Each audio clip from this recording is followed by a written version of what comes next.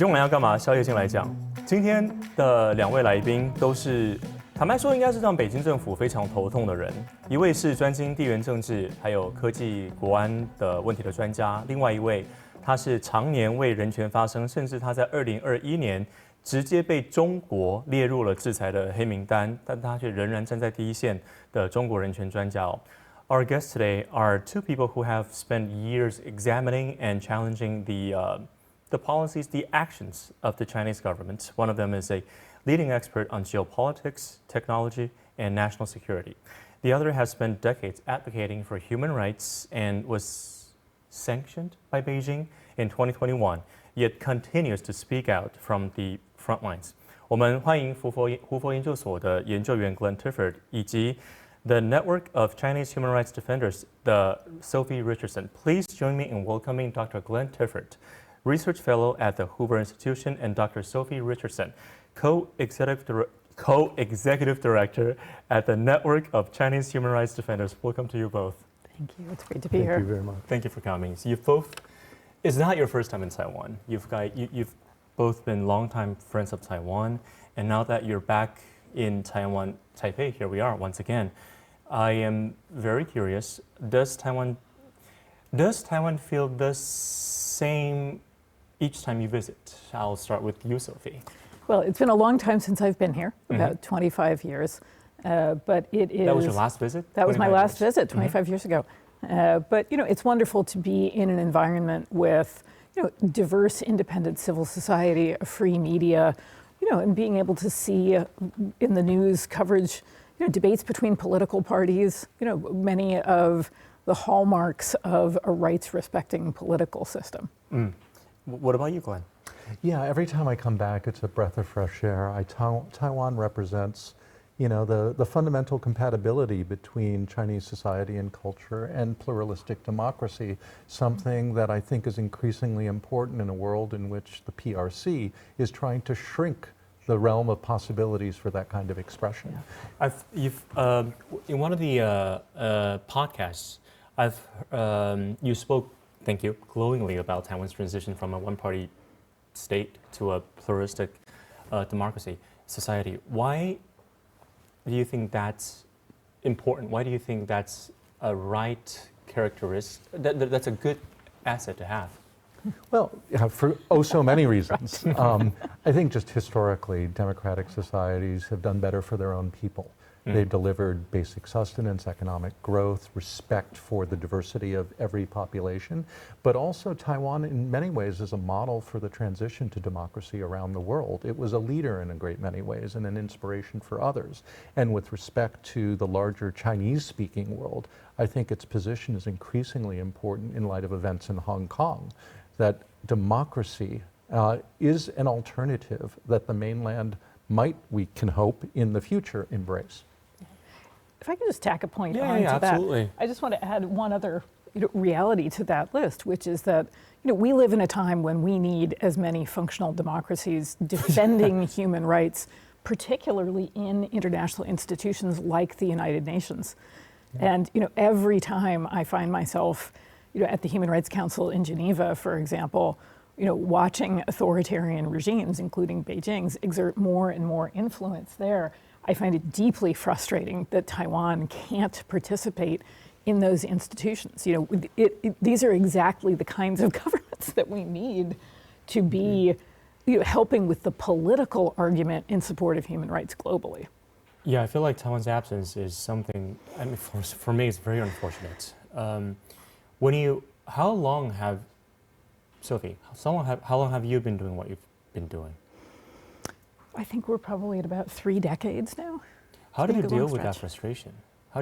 Because when I see things on the news, things that China did or the things that I just have a very difficult time comprehending, I get angry. And I sometimes don't know what to do with my anger. But, maybe say, I'm just very irritated. So how do you deal with that emotion? Well, I have been occasionally known to let my irritation show. Yeah. Okay. But I do try very much to channel it into producing constructive outcomes. if you just sit around, you're angry all day, as opposed to trying to go out and persuade people to act. You wouldn't get much done. But also, I've had the extraordinary privilege with working, working with advocates from the mainland, from Hong Kong, from Taiwan, from the Uyghur region, Tibet, and they're always very much, I think, at the center of really good human rights advocacy. And they don't have time for people to be angry. They need us to go out, all of us to go out and act in ways that produce better outcomes for them and for their communities. So, it's about not getting distracted and really sort of keeping your eye on the ball and making the best of opportunities. And remembering why you're there in the first place and who you're fighting for and what those people need. Thank you for fighting for those people. Of course, no, it's the privilege of a lifetime. I also believe that we humans are all in this together, and that, it shouldn't matter who's from which country or from what community. That, all of our human rights are dependent on, securing these protections for the largest numbers of people, and that to fail to do that really puts everybody at risk. Yeah. Thank you. And Glenn, what do you do at the Hoover Institution? So I co-lead our project on the US, China, and the world, which really has three pillars. One is trying to understand China domestically, its social, political, economic dynamics, with the sort of goal of what happens within China will help sort of color and inform our understanding of how they act outside of China. The second part is understanding the technological and economic competition between China and a great many other nations around the world, of course, including Taiwan, but also the United States, Japan, Europe, and others.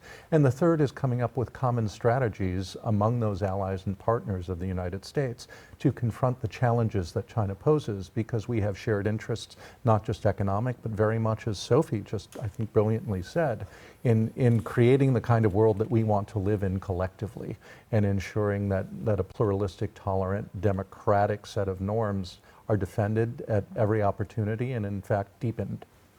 Do you think that most people, maybe not in like all of the United States, but do you think most people on Capitol Hill are thinking about China and Taiwan the right way, if there's the right way? I don't know that there is a single way to think about it. Yeah, and it would disturb me if there was, actually, because I think increasingly, it's the interplay between ideas and positions that help us find truth, right? So I think it's really important for all of us to, there are going to be some people who care about the economic dimensions. There are going to be some people who care about technology. There are going to be some people who care more about the democracy and civil society dimensions.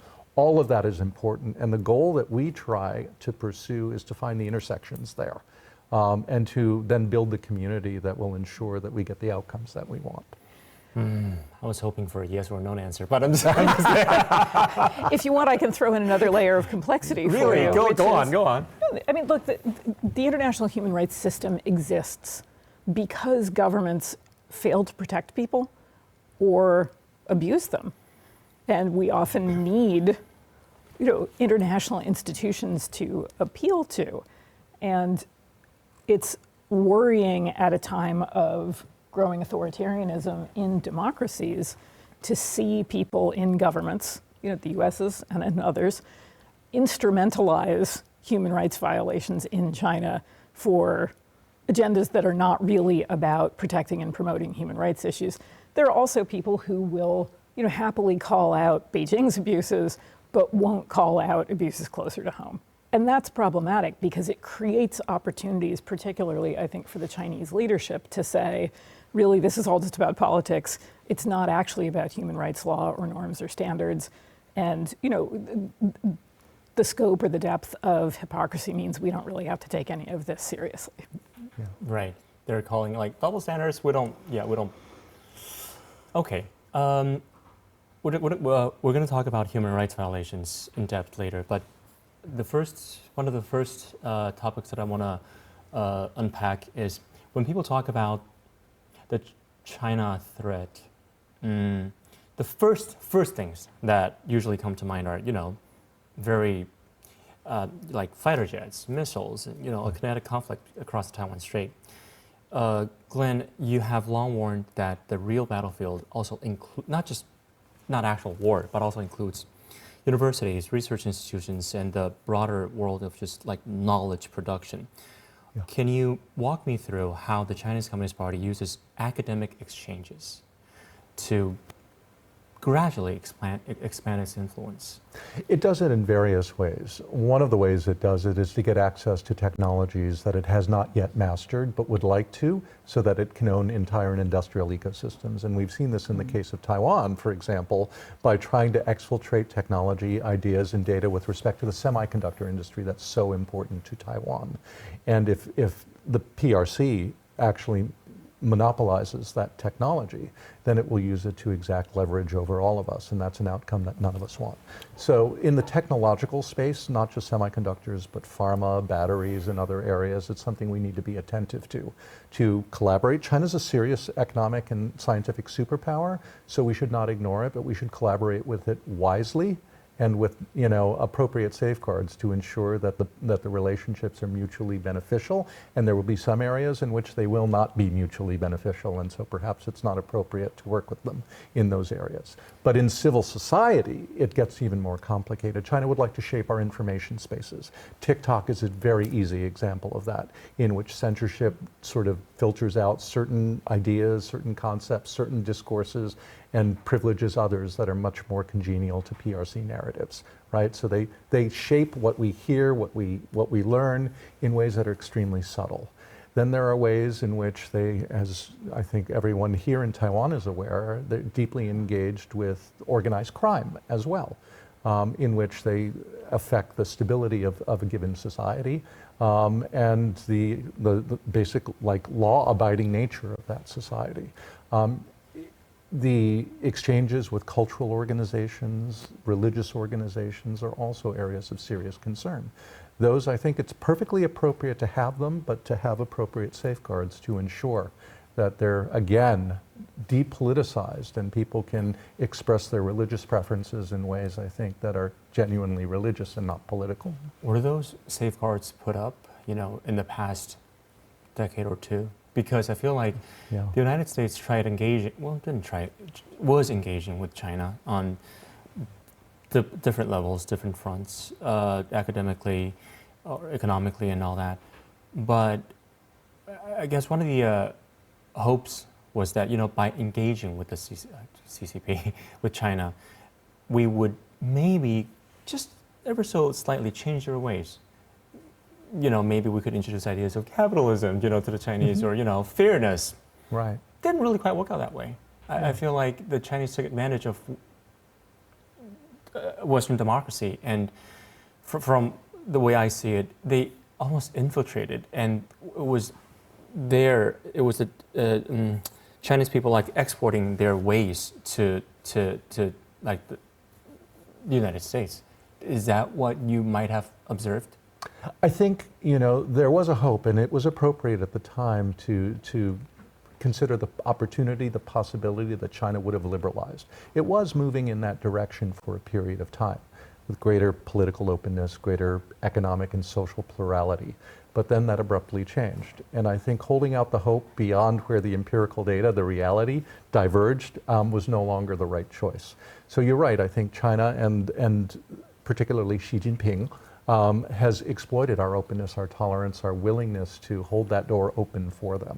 And we were not attentive enough to the possibility that just as we hoped we might influence China, China could in fact reciprocally influence us and interfere in our open political systems. And that asymmetry is of great concern.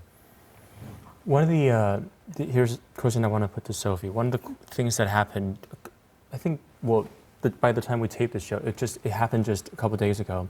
A few days before this interview on July 6th, a political commentator who writes and does interviews in Taiwan in Chinese, but his Japanese name is Akio Yaita, Shiban Mingfu, okay, executive director of the Indo-Pacific Strategic Think Tank. He was assaulted after giving a speech in Taichung.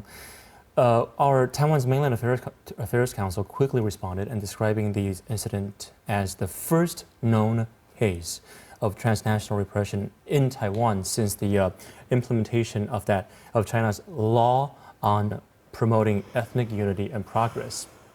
Beautiful name.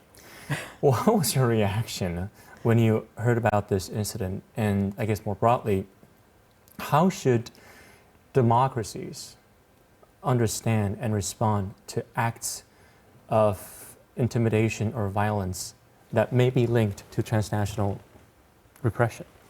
I think the news was quite shocking, and it comes on a week of, a few other shocking developments, not least last week, the death at much too early an age of Hong Kong publisher Lam Wing-Ki, the self-immolation of a Tibetan activist outside the UN in New York. And I think if you put these three cases together, they paint a pretty stark portrait of what life can be like for people who simply want to publish books or give speeches or have, their ethnic identity and community's rights be respected in the face of Chinese government pressure. I think each of these incidents needs to be investigated for both the threats to human rights, but also the crimes that they are, and prosecuted accordingly. I think when they aren't treated as serious violations and don't have that kind of an institutionalized response, I think that's tended to encourage more of this kind of behavior. And my organization does a lot of work on issues like transnational repression, collective punishment of human rights defenders, family members, sometimes overseas, sometimes inside the country. And I think the relative failure, the slowness of democratic governments to respond effectively and categorically, not just as a matter of law enforcement, but as a diplomatic matter, has really given Beijing the sense that it's okay to behave this way. Now, I don't know enough about the specifics that motivated the attack here the other day, so I'm going to reserve judgment on that. There are speculations that it may be linked to. It's absolutely possible, and I think the ethnic unity law that went into effect on July 1st, in a way, is a good example of the point that Glenn was just making about this sort of through the looking glass reality that wasn't anticipated. The ethnic unity law is almost the perfect mirror image of the Chinese government's commitments under international human rights law regarding discrimination on the basis of ethnicity. I mean, it is literally diametrically opposed. But Beijing understands pretty clearly that the worst case scenario for violating those international standards, is a critical review in Geneva that it will prevent anybody inside the country from ever even knowing about, let alone participating in. I think that the ethnic unity law's purpose is to reinforce the idea that the Chinese government and the Chinese Communist Party are reserving to themselves the right to conflate China, Chinese, the party, the government, and to stipulate that there's really only one acceptable identity out there, be it political, be it ethnic, be it religious, and that it's going to dictate those terms in very vague ways, and it's going to criminalize any other expressions of identity. And it doesn't matter if you're standing in the mainland or here or in the US. This law also sets out the notion that Beijing will prosecute people for their expressions of identity in other countries. If I can come in behind that, I think this is why Taiwan is so important, because Taiwanese pluralism shows that there are many ways of being culturally and ethnically Chinese. I was going to ask you that. He was talking about she was talking about conflating those messages. I'm like, one of the questions. Sorry, go on first. We could spend hours. This is critical, and this is corrosive of the party's attempt to impose its own monolithic vision. And to define what it means to be Chinese and the allowable space, at which people can express their identity. Do people who don't speak Chinese understand the difference between China and Chinese? What I'm saying is, the English language fails us because we do not have the nuance to describe. Thank you. Also, Chinese political forces, the government, the party, very deliberately exploit, distort, conflate it, make it ambiguous, make it exactly. I had a friend in Taiwan. It was a couple of years ago. He was an intern at the AIT, and I was an American student in Taiwan, and I was trying to explain to him, you know that Chinese, 中华 and 中国 are two different things. Right. He didn't really speak Mandarin, so he was like, I'm sorry, I'm just not getting you. I'm like, how do I get this through to you? Yeah. It's so frustrating that, do people outside of Taiwan and China, from what you've, I guess, witnessed, do they know the difference? No. Or is it very fun? Yeah, I don't. So you My put answer your was no. finger on something that's really important. We have a lot of work to do to educate people in our society about those nuances, but also to educate them about the ways in which the openness of our society allows the CCP, which fundamentally is a Marxist-Leninist conspiratorial organization that has its origins in being a party cells that were trying to overthrow a government, and it's never shed that DNA into penetrating our society and taking advantage of all the freedoms that we offer people for its own purposes, to surveil dissidents, to surveil people in our societies who are trying to express the freedoms that we offer them in our societies, and to suppress their freedoms. It's a question of sovereignty, it's a question of democracy, it's a question of us being able to ensure that what happens within our academic spaces or our political spaces are, I think, consistent with our values. Yeah. I can't resist. I hope you'll forgive me. We spend a lot of time talking about these things. Yeah. But, there's, I think the inverse of that is, the policy realities, at government levels, at academic institutions that flow from the use of terms like China or Chinese people, right?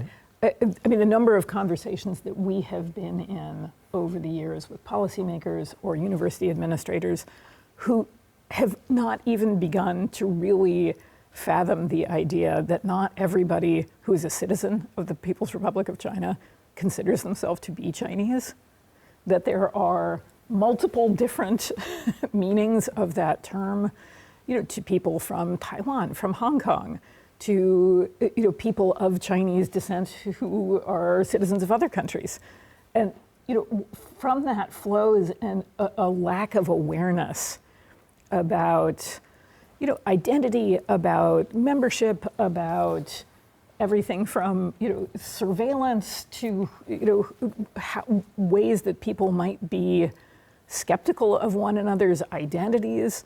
The number of times I've had conversations with university administrators who cannot get their heads around the idea that for as many people of Chinese descent might be on a given campus, there are that many different perceptions and ideas about exactly. I mean, the homogenizing forces or sort of impulses in Beijing, in Washington, in many capitals are really problematic.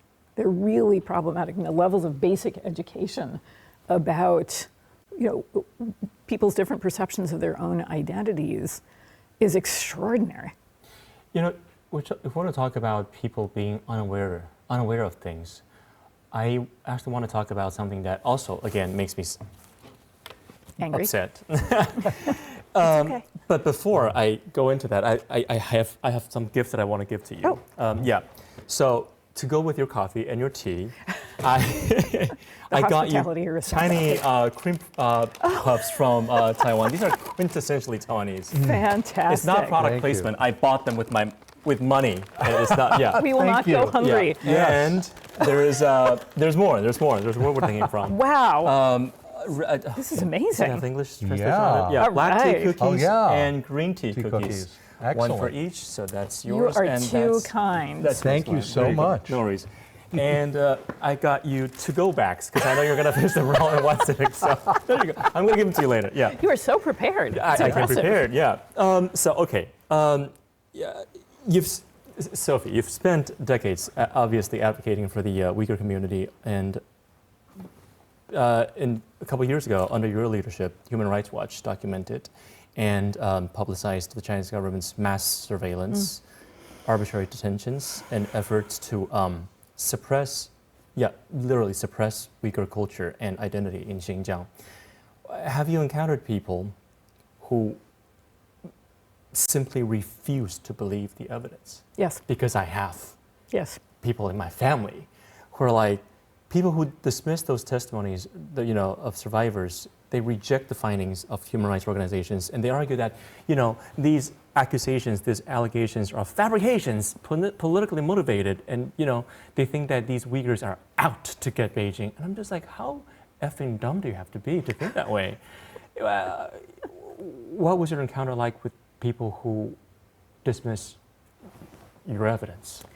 Well, I suppose it ranges from, my reaction depends in part on where it happened, or who is objecting or saying it's not true. I have a different reaction to somebody who's just literally, never heard of this problem before and finds it incredible in some ways. Right. This is the largest mass arbitrary detention in modern history, in over roughly the last 50 years, yes. And it's hard to wrap your head around. If it's a policymaker who's rejecting it because they don't want to have to do something about it, that's a different argument. But I think people who reject the facts because they think they're being presented to substantiate some sort of democratic government conspiracy to sort of keep Beijing down, that's one I encounter fairly frequently. And those are the ones I think I find most, I'll go with galling, and with people who put forward that argument and say this is just a CIA made-up story. I will try very hard to get them to respond to the actual facts, the testimonies that I and colleagues have taken from people who experienced what it was like to be arbitrarily detained simply on the basis of their ethnicity, to have their children taken away, to not know what had happened to family members, to be prosecuted for praying. Sometimes you get through to people, sometimes you don't. Can you put a number on it? The number of people who are in exile from, from Xinjiang, or who are now in different parts of the world? Is there a number on it? Well, there are roughly 10,000 people in the U.S., but they've come over very different periods of time. The big communities are in Turkey, they're in the U.S., they're in Australia, Canada, Germany. And the numbers of people who, or I should say the eras or phases of people coming out of the country have changed pretty dramatically.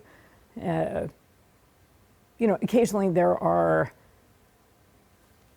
there are developments that I lie awake at night and think about, and I wish that we had really understood more clearly at the time what they meant. There was a period of a couple of years in the early teens when suddenly, lots of reasonably affluent people from the Uyghur region suddenly started leaving.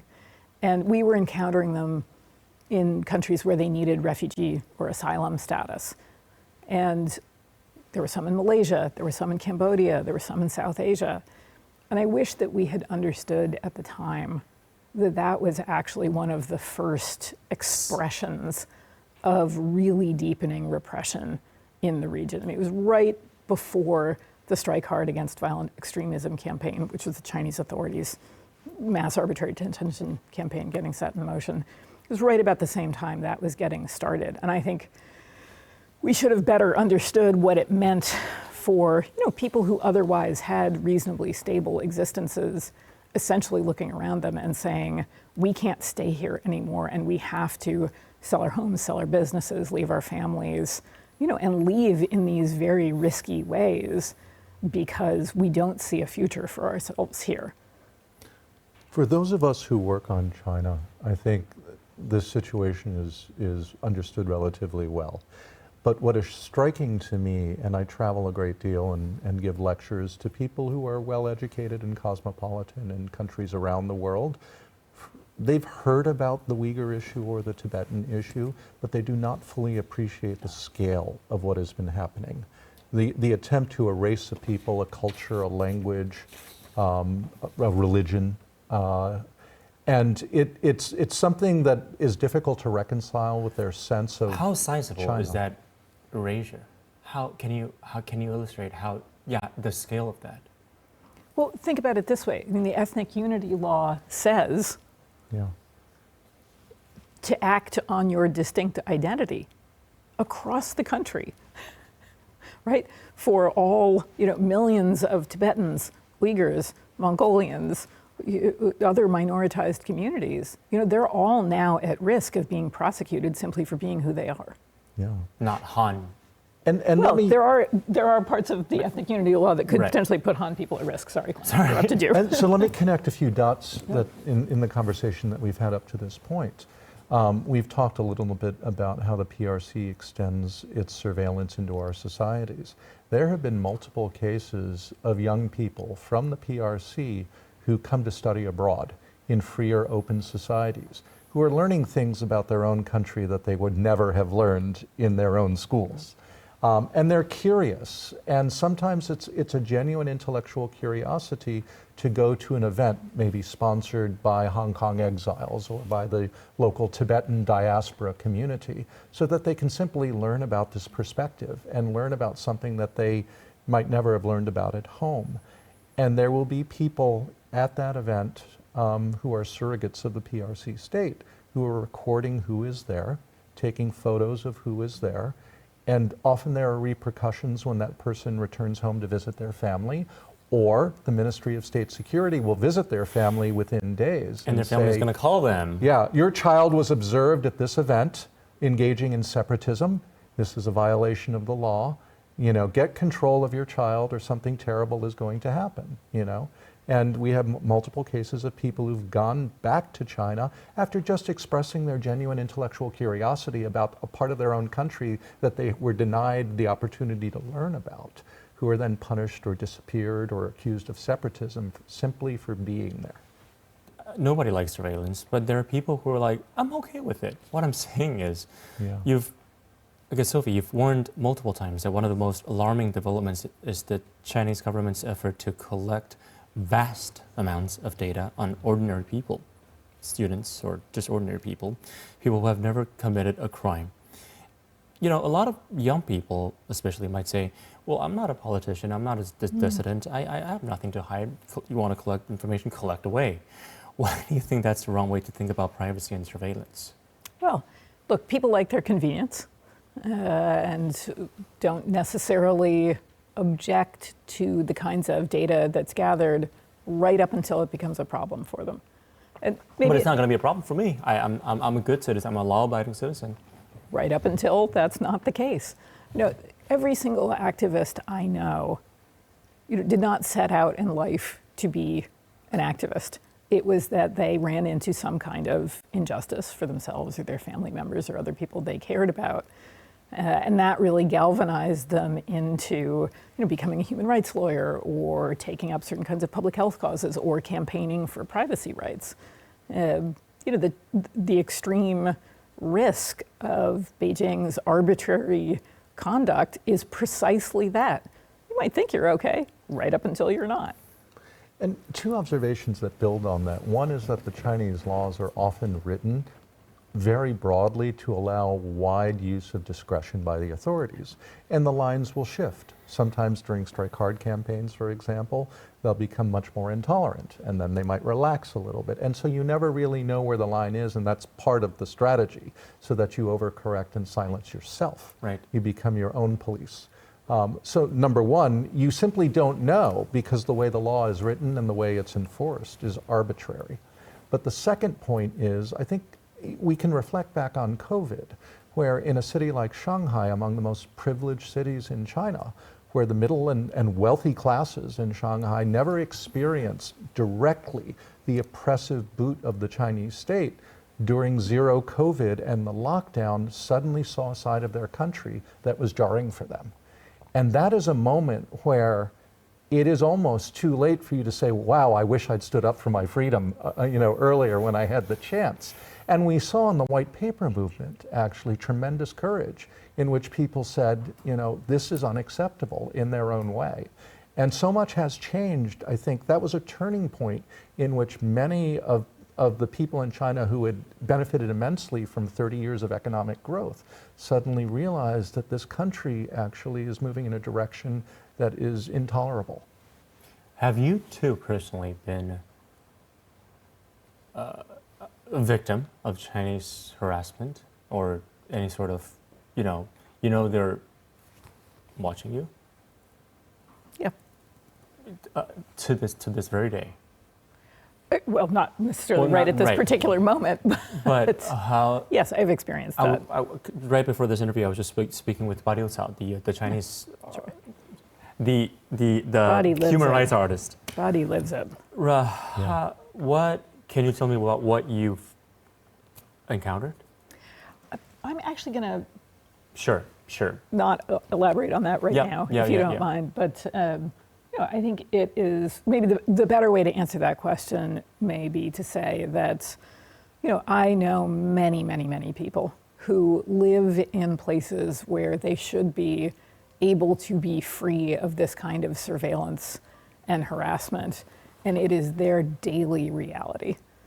To wake up in the morning and find a phone full of messages from authorities in the mainland harassing them and their family members and telling them not to speak overseas or else terrible things will happen. Or really courageous activists like Anna Kwok, for example, a wonderful Hong Kong activist who lives in the US whose father is being prosecuted essentially for being her father. And even in cases where local authorities respond in a lot of the right ways, and these cases can be made known in the media, or the democratic government in question weighs in, in defense of the person whose rights are being threatened, it's difficult to produce a better result. I think that's because most democratic governments don't push Beijing hard enough at very senior levels to stop violating rights in other countries. I think that's a significant shortcoming that requires a lot of attention. But almost all of the people I work with and know in this community live with far more, with harsh daily realities of harassment. Would you also prefer that I skip this question? I'll address it similarly to Sophie in that one thing that has changed in Chinese law in the last several years is the extraterritorial application of crimes. So what that means, for example, is if you engage in speech or participate in an activity in the United States, in Canada, Australia, the UK, Japan, Germany, any place outside of China, that they can prosecute you under Chinese law once you enter Chinese jurisdiction for what you did. And increasingly their laws, including the law on ethnic unity, have provisions that say if we do the kind of work that we do in the US, potentially we are exposing ourselves to liability under Chinese law, and should we travel to a jurisdiction in which we could be extradited or arrested by Chinese law enforcement, then that is meant to put that possibility into our minds. Do you therefore avoid visiting those countries? Not yet, but I do know people who do.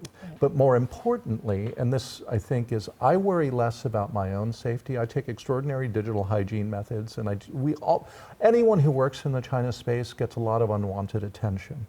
But what I worry about more is that those who I meet with who are much more vulnerable, those who I talk to who are more vulnerable than myself. Maybe a link to you. Oh, you met with Glenn. What were you guys talking about that? Exactly. At that very dinner. That's right. We're just having dinner. Not what I heard. Exactly. That's right. Or the deterrent effect that it has on, the next generation of activists or the next generation of, scholars who are interested in topics that the Chinese government doesn't like. It grinds people down. It's exhausting to have to live with these kinds of daily threats. 好，我们这边暂停一下，休息一下。我其实很喜欢在稍早的时候，刚才 Sophie 讲到说，就是你知道，我问他，有些人会觉得说啊，我不管政治啦，政治跟我没关系啊，我不是很 care 自己被别人在那边监视，反正我没做坏事。很多人可能都觉得说政治与我无关，但其实当你真正有事的时候，当你真正遇到刚才讲到 injustice 的时候，那就由不得你了。那这个时候你就会知道，生活在一个会监视你的国家是怎么样的可怕感觉。到时候说真的，你已经没有说不的权利了。而这其实才是让人最担心的地方。今天的宵夜进来讲，我们这边先暂停，接下来锁定明天第2集，我会继续和 Glenn 和 Sophie 讨论，如果中国和台湾之间发生了冲突，什么可能会导致这样的冲突发生？要如何避免？台湾有哪些方式可以壮大我们与其他与我们理念相同的国家的连结？明天见。